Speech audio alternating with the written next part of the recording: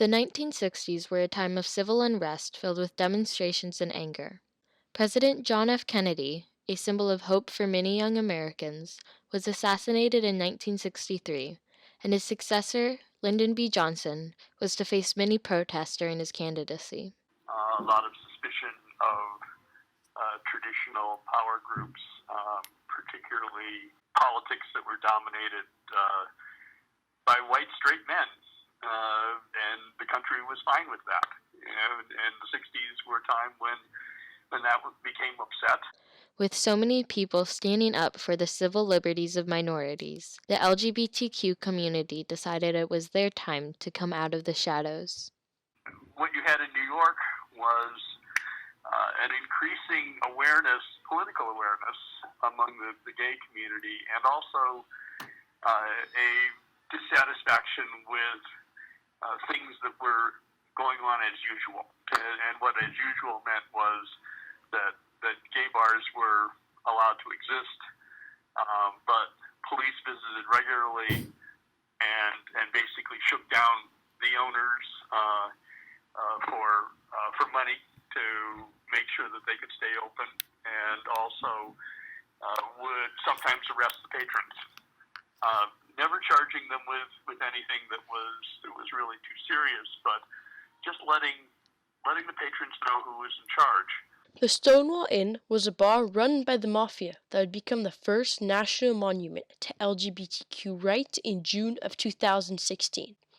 Despite being an unsanitary place that would even reuse cups, the inn became a safe haven for the LGBTQ community.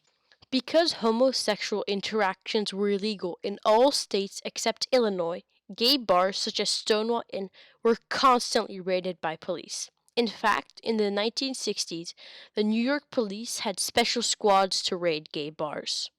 As the police attempted to arrest bar patrons by putting them in police vans, the angry crowd jeered and bombarded the officers, forcing them to take shelter in the inn, where they barricaded themselves and called for reinforcements. These raids ended with an angry and frustrated crowd of people. For 6 days, rioters led by trans women of color held violent demonstrations.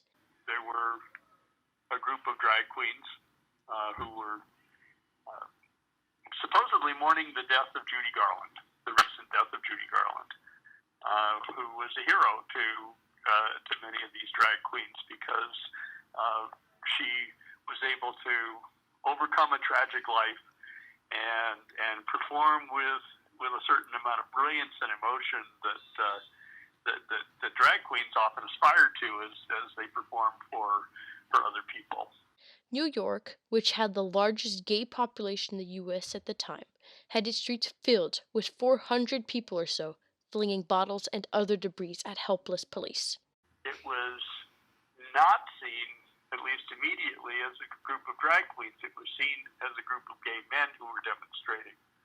The years following the riots proved to be some of the most important for the LGBTQ community, including the first gay pride parade held on the anniversary of the riots, which was named Christopher Street Liberation Day. The march went through New York Central Park, and thousands attended. One of the most monumental events following the riots took place on December 15, 1973, when the board of the American Psychiatric Association unanimously voted 13-0 to remove homosexuality from their list of mental illnesses. Merely a month later, Kathy Kozachenko, age 21, was elected to the Ann Arbor, Michigan City Council as the first openly gay or lesbian person to be elected to public office in the U.S. However, the LGBTQ movement was met with resistance when the singer Anita Bryant, a conservative Southern Baptist, ran a campaign called Save Our Children and successfully repealed a gay rights ordinance in Dade County, Florida. Despite sparking outrage within the LGBTQ community, it took a year and a half for the ordinance to be reinstated. Meanwhile, in San Francisco, the famed Harvey Milk won a seat on the San Francisco Board of Supervisors in 1977 as an openly gay man and would go on to create an ordinance to protect the jobs of gays and lesbians and help stop Proposition 6, which would restrict gays and lesbians from teaching. Tragically, about a year after his election, Harvey Milk was assassinated as an act of jealousy. In the decades following, progress would be made, including pride marches and parades, political endorsement of gay and lesbian civil rights, and laws fighting discrimination. However, it took until the year 2000 when the first gay embrace was aired on television, the year 2004 for the first state to legalize gay marriage, the year 2010 for gays and lesbians to be allowed back into the military, and June of 2015 for the Supreme Court to legalize gay marriage in all 50 states. The Stonewall Riots were a turning point in history that inspired many, across the country, to stand up for the LGBTQ community and demand equality. Although it's taken many decades for marriage equality, and there is still a division in America, we have come closer to the dream of true and total equality that the Stonewall Rioters had for America in 1969. Marsha P. Johnson was a pioneering activist of the LGBT rights movement. Darling, I want my gay rights now! She was a fearless leader during the Stonewall Riots in 1969, which was the first major event in which gay people began to fight back against police brutality. She also co-founded the Street Transgender Action Revolutionaries with Sylvia Rivera, providing support to homeless trans youth. In reference to her persevering nature, the P in Marsha's name stands for Pay It No Mind. I'm trying to pay a lot of these little things that happen to me in life. Absolutely no mind.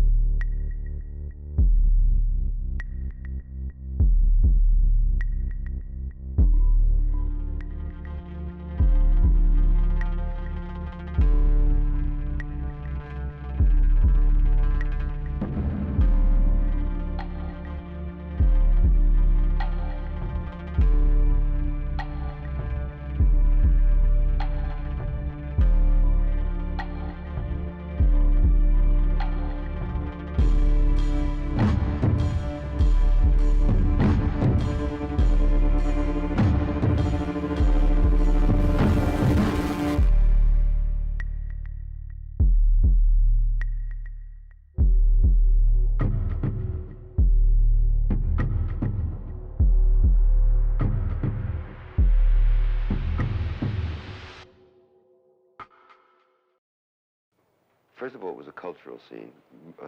Kerouac and Burroughs, and Herbert Huncke, who was a friend of Burroughs, now a writer, then a hustling junkie on Times Square, who was working with Dr. Kinsey as Kinsey's informant for the floating population of Times Square.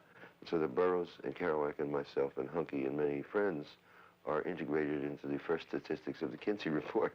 Homosexuality was thought to be a comparatively rare phenomenon until Kinsey came along and provided very good evidence that actually there were, of course, roughly 20 million gay men and women.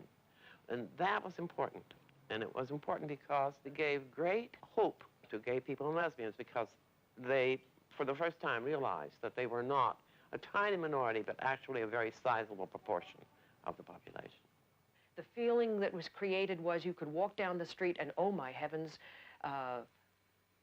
1 out of 10 or 1 out of 20 or whatever it might be having those feelings, might be having those experiences. It really shook people up and made them, it made it impossible for them to think about homosexuality in the old ways, that it was something way over there.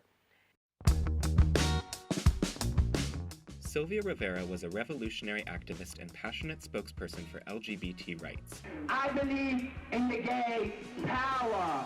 I believe in us getting our rights.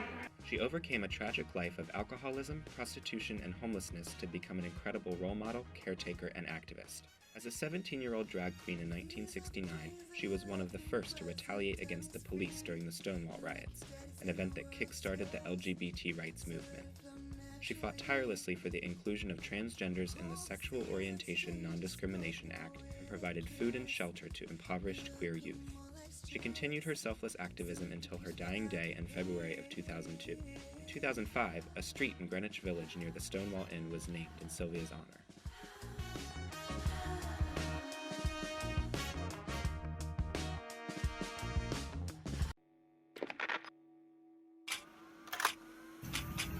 We come together tonight to celebrate 50 years of revolution, 50 years of freedom fighting, 50 years of blood, sweat, and tears. Can I get an amen? Let us never forget the Stonewall riots and those who bravely stood up and said, enough. No gathering place for the LGBTQ community was truly safe. And our brothers and sisters before us weren't free to celebrate like we are tonight. And we must never forget that. A half a century later, Stonewall has become a defining moment and a critical turning point in history. Absolutely. Yes. Catapulting LGBTQ rights into public conversation and consciousness, and awakening gay activism. Yes. Fuck yeah.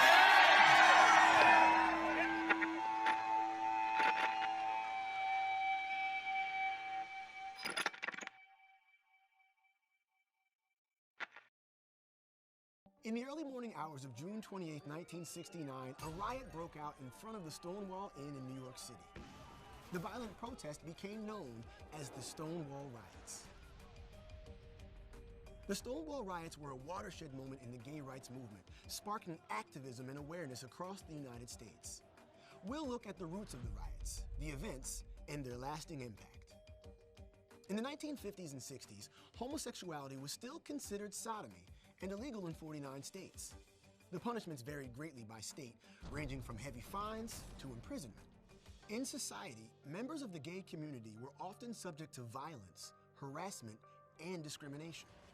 In New York City, gay bars were havens for people with diverse sexual orientations and gender identities, places where they could avoid harassment and violence. The Stonewall Inn served as a popular refuge.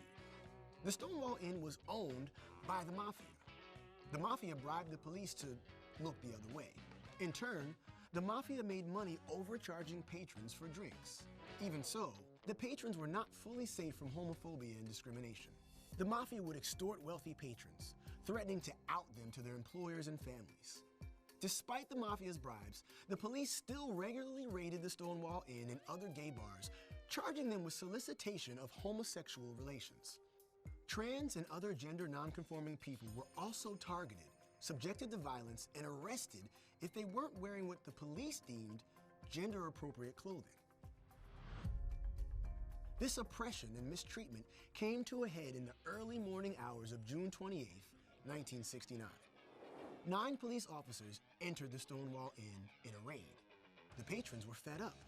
As the police roughly tried to arrest bartenders and customers, many resisted. Outside the bar, people in the hundreds began rioting. They threw bottles at the police and pushed through the barricades. The police officers retreated from the crowd and locked themselves inside the Stonewall Inn. Rioters responded by setting the bar on fire. Police reinforcement arrived, and the original officers managed to get out of the burning bar. Meanwhile, the angry mob had grown into thousands. Eventually, the police were able to get the crowd to disperse, but it didn't last long. The riots continued until July 1st. While some criticized the violent and destructive riots, others pointed to the brutality and unjust treatment of the gay community. This large-scale defiance made a massive impact on society. The Stonewall riots were the beginning of the modern gay liberation movement, which also brought attention to others marginalized for their sexual or gender orientation.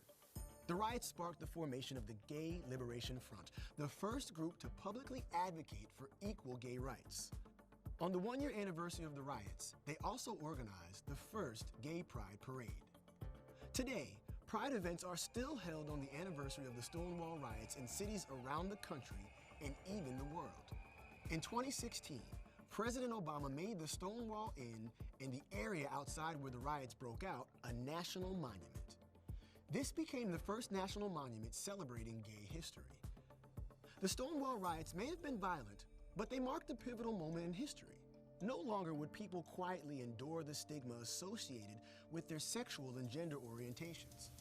Through the Stonewall riots, the gay rights movement gained mainstream visibility and a momentum that continues to this day.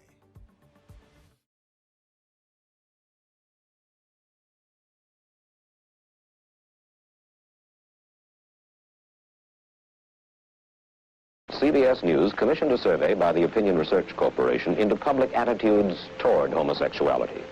We discovered that Americans consider homosexuality more harmful to society than adultery, abortion, or prostitution.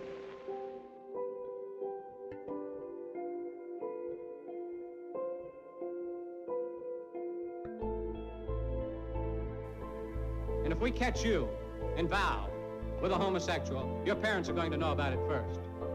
And you will be caught. Don't think you won't be caught. Because this is one thing you cannot get away with.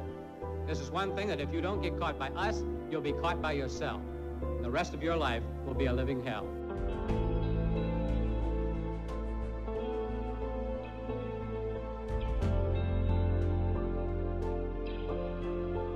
Most Americans are repelled by the mere notion of homosexuality. The CBS News survey shows that 2 out of 3 Americans look upon homosexuals with disgust, discomfort, or fear.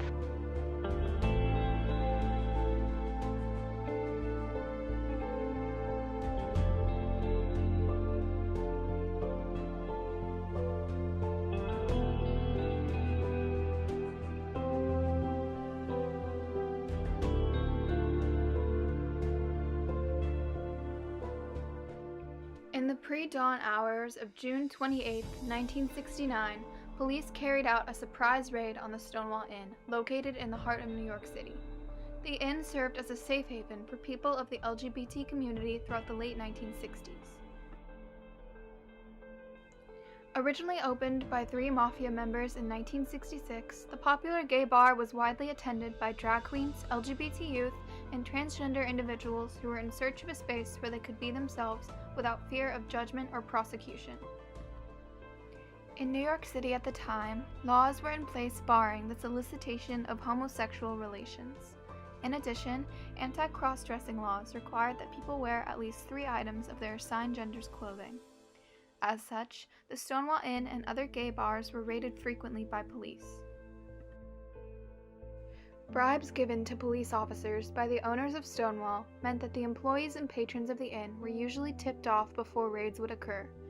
However, this night was different. Although rumors of a raid were passed around, there was no official tip-off by police. Even still, at around 1:20 a.m. on Saturday, June 28th, police entered the bar and began to arrest and harass patrons who were not complying with orders or who were in violation of the law. As violators were aggressively forced into paddy wagons, the understandably angry patrons began to gather. After being hit on the head with a police baton, a butch lesbian identified by some as Stormy DeLauverie seemed to incite a full-blown riot with a simple call to action. Why don't you do something? It was after these 5 words that chaos ensued. Tired of the discrimination and hate they faced, the overwhelmingly LGBT crowd, which had grown to hundreds of people, began to throw pennies, glass bottles, garbage cans, and even bricks and rocks at the police. Chants of "We shall overcome" and "gay power" rang out as the crowd became increasingly agitated. The following riots, which took place in front of the bar on Christopher Street as well as in nearby Christopher Park, lasted by some accounts for 6 days. The incident gained massive media attention and is believed by some to have been the spark that fueled the modern gay rights movement.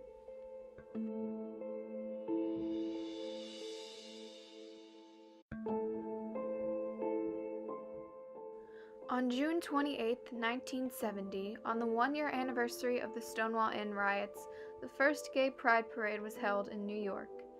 The event was called Christopher Street Liberation Day and has continued ever since as an annual reminder of what happened that night at the Stonewall Inn.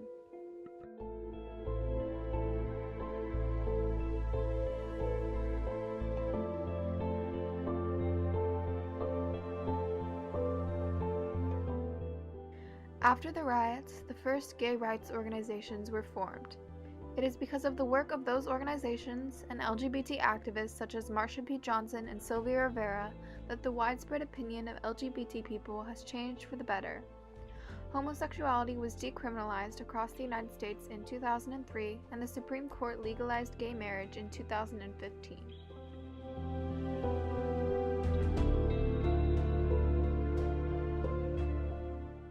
The monumental 1969 riots at Stonewall Inn will forever be remembered, not only as a day of protest and violence, but as a catalyst that ultimately inspired the modern gay liberation movement and changed millions of LGBT Americans' lives for the better.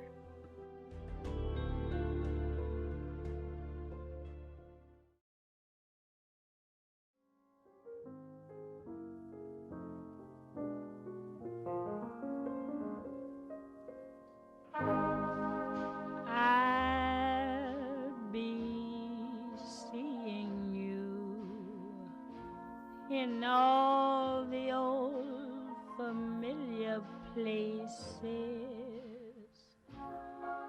that this heart of mine embraces all day through.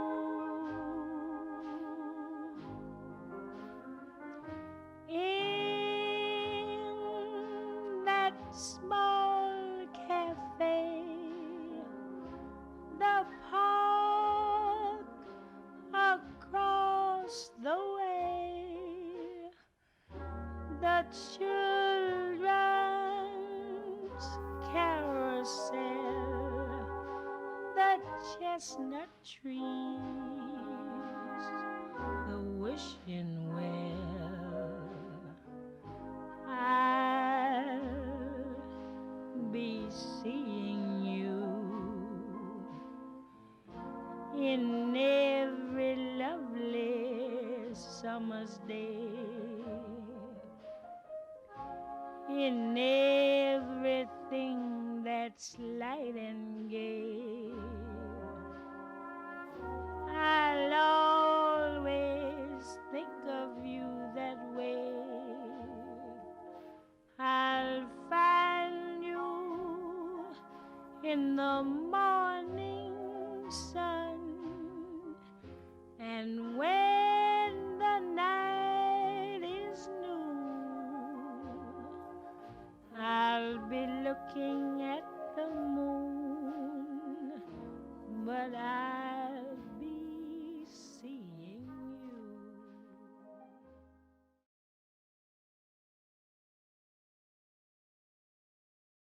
Hi there, treasures. We are the queens from RuPaul's Drag Race All-Stars. And we are about to take you through a brief history of drag culture. Oh, fabulous. Men have been dressing in what's considered women's clothes and vice versa for probably as long as human beings have been wearing clothes. But where did the term drag originate?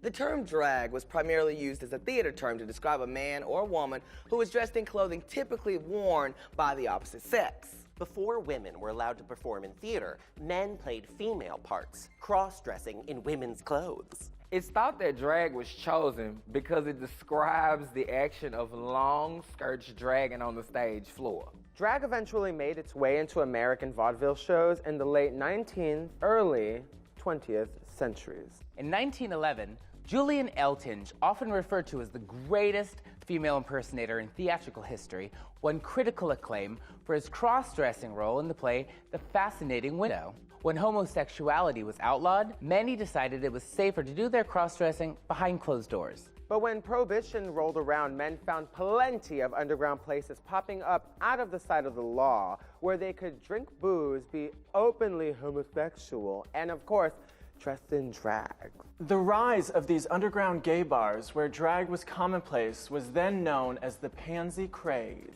Yes.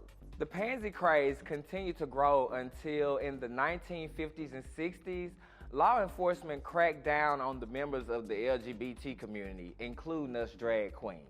Then, drag balls sprung into existence and became like mini societies for drag queens everywhere. Drag queens could join up with local houses for moral support and shelter if they'd been thrown out of their own homes. By July 1966, there were an estimated 500 open and regularly performing drag queens in the United States. Now, something tells me that number is probably bigger, but you know, we don't be on too many registries. Mother Flawless Sabrina, R.I.P., was a leader for the transgender and gay communities and one of the first widely known drag queens in the United States. She organized multiple drag queen pageants across the United States, was arrested numerous times, and even appeared in drag on several talk shows, which was groundbreaking for the time. In the 1950s and 60s, drag queens began to protest unfair police treatment. These efforts came to a head with the famous Stonewall riots, which lasted 6 days and are believed to have begun the modern gay rights movement in the United States. Barry Humphries' Dame Edna Everage, housewife and superstar character, rose to fame, first in the United Kingdom and then across the world. In 1972, indie filmmaker John Waters made drag friend Divine the star of his film Pink Flamingos. And Divine, who is iconic, if you don't know her, you better look her up, she soon became a counterculture icon. In 1975, Tim Curry famously played Dr. Frank N. Furter in the cult movie classic The Rocky Horror Picture Show. The 80s gave rise to the trend of pop music stars dressing in full or semi-drag, including Philip Oakey, Pete Burns, and Boy George. In 1985, the New York drag festival known as Wigstock was founded by drag queen legend Lady Bunny, known for her signature insanely large blonde wigs. In 1988, Divine famously starred as Tracy's mother in the movie musical Hairspray.